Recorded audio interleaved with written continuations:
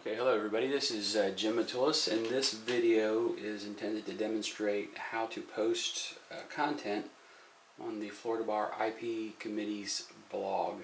The website is www.ipcommittee.com, and to log in you'll receive credentials from the Florida Bar.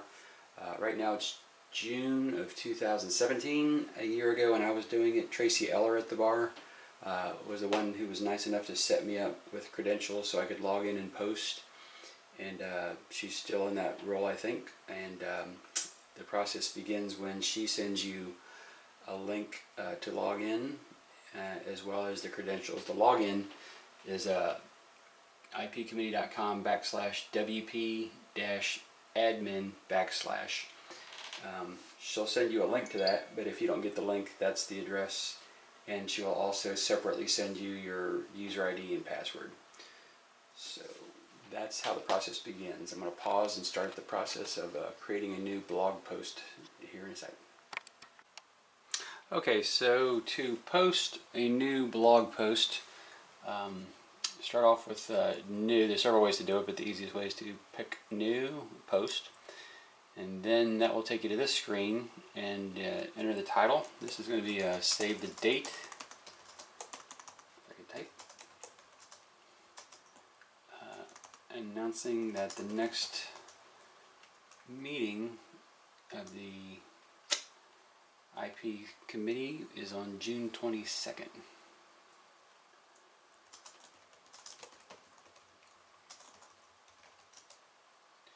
It's going to be during the Florida Bar Annual Convention. Okay, so that is the title. Then down here is where you go to click in the actual substance of the blog. So I'm going to pause the camera, type it up, and then I'll come back and show you some ways to create links and attachments. So talk to you in a minute. Okay, so now I've added some content to the blog post that I'm working on, and a couple of things to know is you can add links embedded within your content, and I'll show you how to do that now. What I've written, if you can't see it too well, is here is a link to the bar's webpage for the annual convention. So I've got open in another browser window the actual convention web page, so I'm just going to go to that, copy the website address, and then go back to where I was working on where it says link. I want it to actually embed the link to the website address in that word. Don't want more than that word though, I want just that word. So you cut and paste it, and then you click on the insert/edit link button, and that will bring up this little window where you can, on my computer at least, Control-V, paste the website address, hit enter, and then that will embed the link for the website address right there within it. And you can test it by going to it, clicking on it, and it'll open up a new page and confirm that that's the website address that you wanted to link to. Okay, so going back to that, another thing you can do is add media, and that can be photographs, that can be PDFs, anything you want to add media actually attached to your post. So I've written that attached are the brochures for the let's see, for the what is it called? It's the convention schedule. So going back to my post, for the convention schedule, actually what I'll do is rather than type convention schedule, I'll just insert the document there and name it that.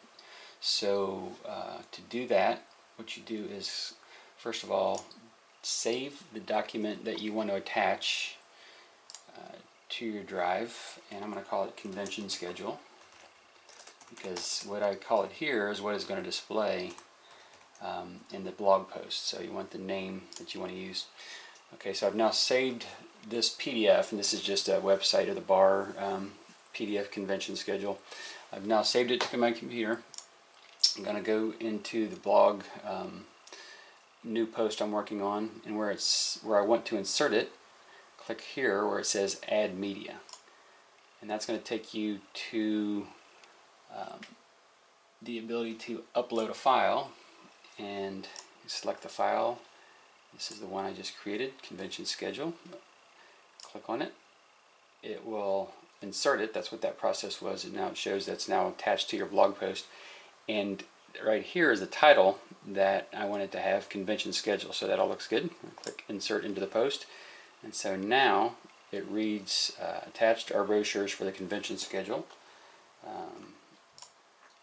On my computer I can have a Windows computer, and by hitting Control Enter, or Control Click I mean, it brings up the link to the PDF, and clicking on it, yep, that's what I was hoping it would look like. So that's all good. I can close out of that. Going back to my new blog post, and it's pretty much good to go now.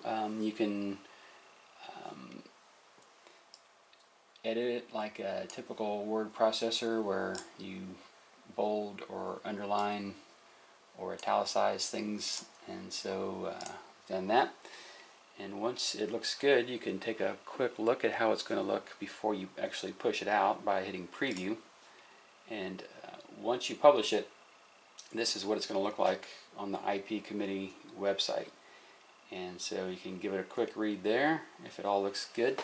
And by the way, this is going to be an actual post, so if you want to see anything that I've done, how it actually looks once it's published, you can go to this announcement that I'm creating, which is for the June 22nd 2017 save the date committee. So give it a quick read, make sure the title looks good, save the date, June 22 IP committee meeting during the Florida Bar and Local Convention. If it all looks good, then you click publish, and that will automatically send it out to everybody whose name is on the Florida Bar IP committee mailing list. And this list, this blog post will be pushed out to everybody on that list, and I believe you get on that list by becoming a member of the IP committee. IP committee section, or the IP committee also has a listserv, which is different. That's been created or at least maintained by Sam Lewis at Cozen O'Connor. That's a lot of overlap between the two email distribution lists, but they are different. So sometimes if it's a really important issue, we'll put it on the post, we'll put it on the blog, and that'll shove it out to all the members of the IP committee, but we'll also put it on the IP listserv, which I don't think you have to be a member of the IP committee to be participating in. So if it's an extremely important piece of timely information, we'll shove it out on both to make sure that everybody sees it. If it all looks good, and I believe it does, give me a quick second, I'm going to read it one more time. Okay, I've now read it over and it all looks like I want it to look. So I'll go back to the Add New Post tab, and before I publish it, I want to associate this blog post with various categories. That way if anybody's ever looking for things, they can find them more easily. This would be, I would say, bar and committee business. Typically we have a CLE presentation, so I'm going to assume we do, and click that as well. And it's not really particular legal announcements with regard to anything, and I guess it is a general announcement as well. So I've now selected all those boxes, everything looks good, so I'm going to go ahead and hit publish, and it'll think about it for a minute, and then if all looks good, yep, it sent it out, and in a minute in my email box should arrive a link to this posting. And I can't remember, there's a limit on the number of words that will be put out in the email. I want to say it might be 150, although that may have been increased lately, but sometimes you have to be wary of running up against that word limit, because although the website will have all of the content that you published, what is sent out in the email may get truncated. So have to be careful not to be too wordy, and keep an eye on that word limit. Probably Tracy Eller can share with you what that word limit is. But that is how you go about posting. Oh, there's my email arriving, and I guess it worked. Okay, thanks.